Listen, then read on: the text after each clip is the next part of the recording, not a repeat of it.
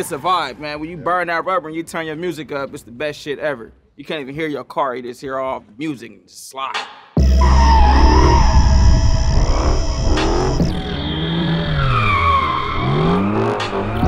I can't even drive without music. I gotta have my subs, I gotta have my knock. We like double dins out here, big screen. We got the subs hidden up in here. Y'all don't even know where they at, but they slapping. You know what I'm saying? It's all about how you do it. When I got 14, I started hooking up music. Start hooking up sound, start hooking up music and my brother lowriders and stuff off in the backyard. I put two 15s in the 67 Impala. Had it slapping. That was my first sound system, and that's what got me sprung. City like Los Angeles, you're not gonna see a scene like that anywhere else. You're not gonna see a scene with all colors, all ages, all affiliations. Everything's on hold. And in the end, it really just boils down to the energy of it. This is a lifestyle right now, doing donuts. That's what's in right now. It's bringing everybody together. Car life, bike life, drift life, you know what I'm saying? Kill tires, not the homies. So we not out here killing each other. We out here uniting positively. This is a sport. It's for real. To me, it's a sport. These dudes have precision skills.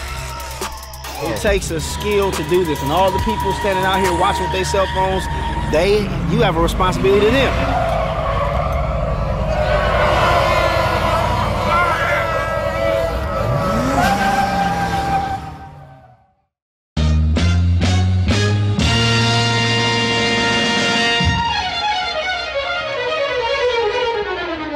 So we started Belladonna just because we love streetwear and we wanted to represent for our culture and where we're from. As a little girl growing up, car culture is a really big part of our lives, and so absolutely lowriding has been at the basis of everything we've done. And there's no lowriding without the music. So, and even there would be no Belladonna without the music, because for me, I started my career as an artist, built my fan base, especially like an online base as a singer and a songwriter.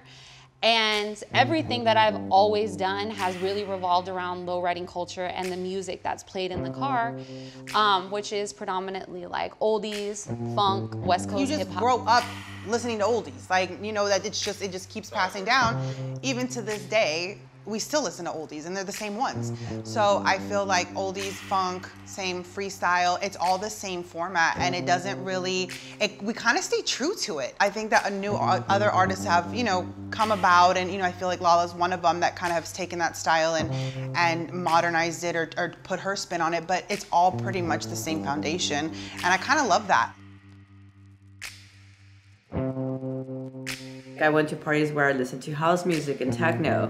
I went to parties where people played hip hop and then also oldies, you know what I mean? But occasionally people will mix all of those in one party. For the most part, these parties were separate.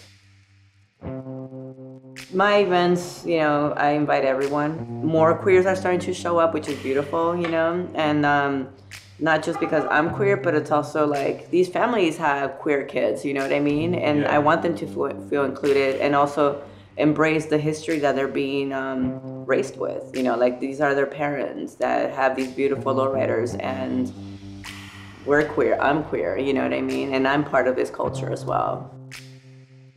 I still collect cassettes, you know, and I mean, I have a bunch of tapes here that I recorded from the radio.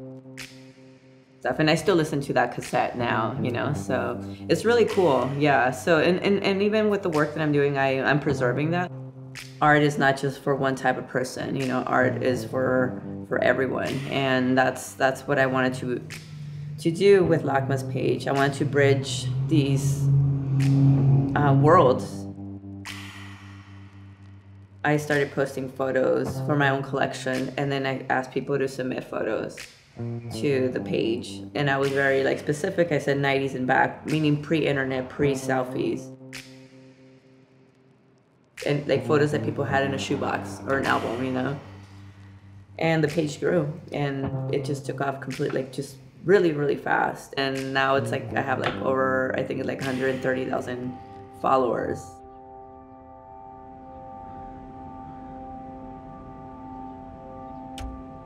Going back to my old days when I was into punk culture, the vehicle was always such an important part of the style, of the music, of the look. And I still carry that with me with my cars, you know, it's an important part of it. It's kind of like punk rock to me. You know, it's all together, it's all one thing really. I have a kind of special place in my heart for Alfa Romeo. They've basically been racing ever since they got going.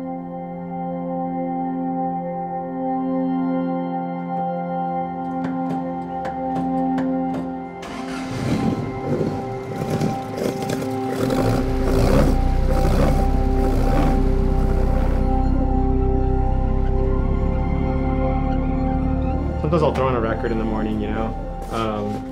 Some of my old favorites are just like Northern Soul from Chicago and stuff, and I kind of have an affinity for it. Music's a very important part of my life.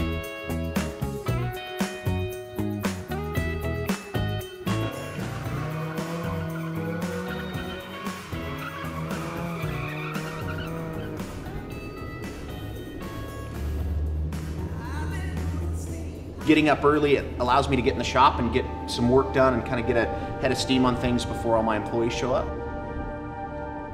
The stereos are already blazing and I'm already making noise in the shop, and when they show up, it's, you know, it's game on.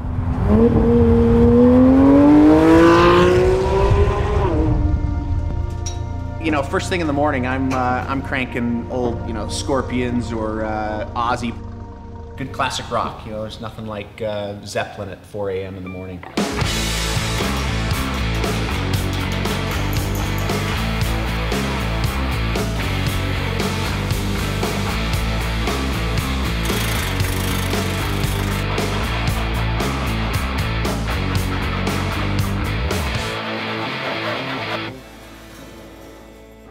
Everything is very subtle, and I kind of modify everything but make it look like it hasn't been modified. You know, you have to really know the body and know how to change the shape. And every one of these cars was handmade, so if you try to be too precise, it's not going to look right because the cars are not symmetrical side to side. You know, we'll get close, we'll measure stuff, and then at the end of the day, we have to stand back and look at it and make sure that visually it looks the way that it's supposed to.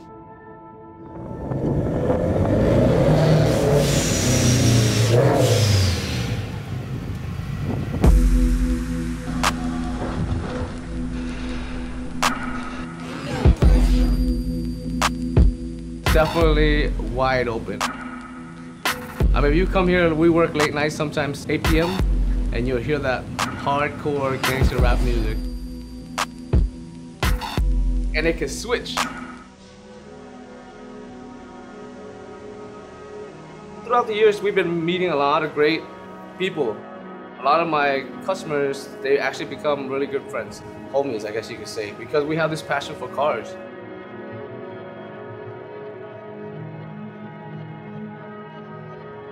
You know, being an awesome car like this, been working out pretty good so far.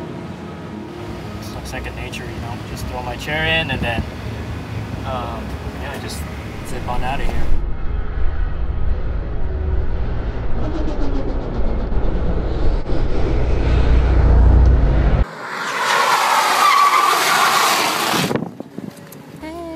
Everyone should have to listen to jazz when they drive because no one can be angry. It's just everyone just zones out in a happy little world. It's hard to get mad if you're listening to jazz and driving. It really is. The 68 has a radio. It does not have speakers anywhere. Also, if you don't have a radio in the old car, you can hear when things are going wrong. Because there's these specific moments where you're like, that's not right. And you need to hear that that's not right. I love the sound of the engine. The car is music. Yeah, like she said, that's the music.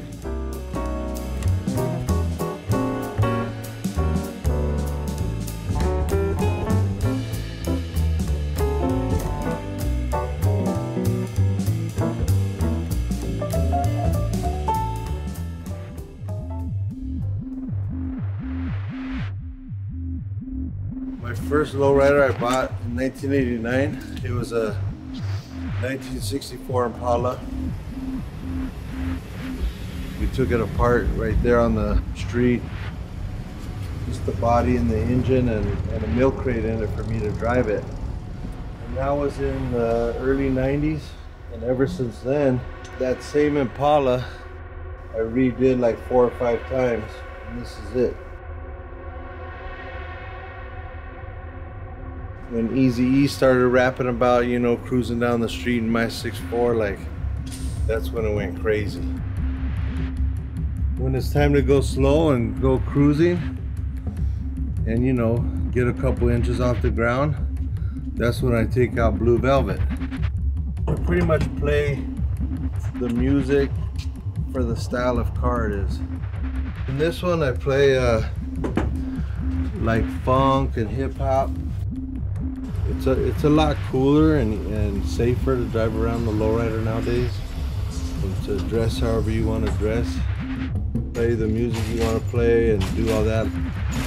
I had a lowrider before I had a camera. I'm Esteban Oriol, and that's it. We're out of here.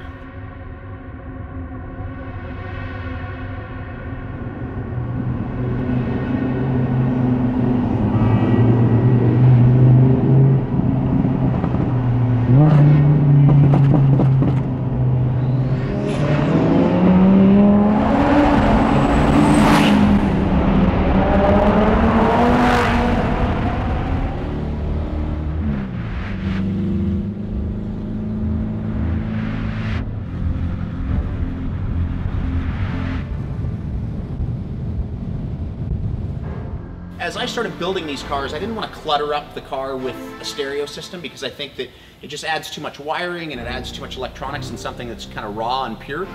And so we've always had some type of auxiliary stereo system, high quality speakers, an amplifier, and a Bluetooth transmitter. So no matter what 356 I jump into or Porsche I jump into, I take this thing with me. We use it every day in the shop, and then as soon as I jump in the car to go for a ride, the guys are pissed because I take the tunes with me. You know, Art Laboe, just like, that's like a staple in just like lowrider culture, oldie culture. I'll switch it up between oldies and you know, the classic hip hop or the LA West Coast hip hop. You want to be rolling around bumping. You don't want to be rolling around, you know, like an old lady.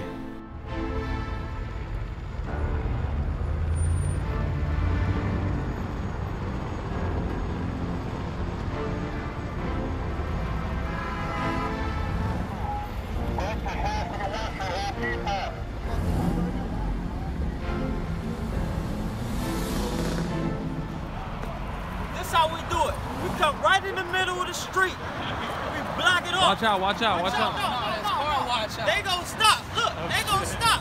Just like this. No, come on. We gonna stop and block it off. And then the cars will just get cracking. We get cracking right here. Just how they will stop right here, they gonna stop. You know? We out here.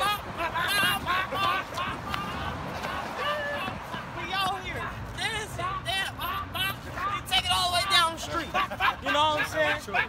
This is the light right here. We out here. Thank you. Taking over first gear. Thank you, and we tell them thank you and bye.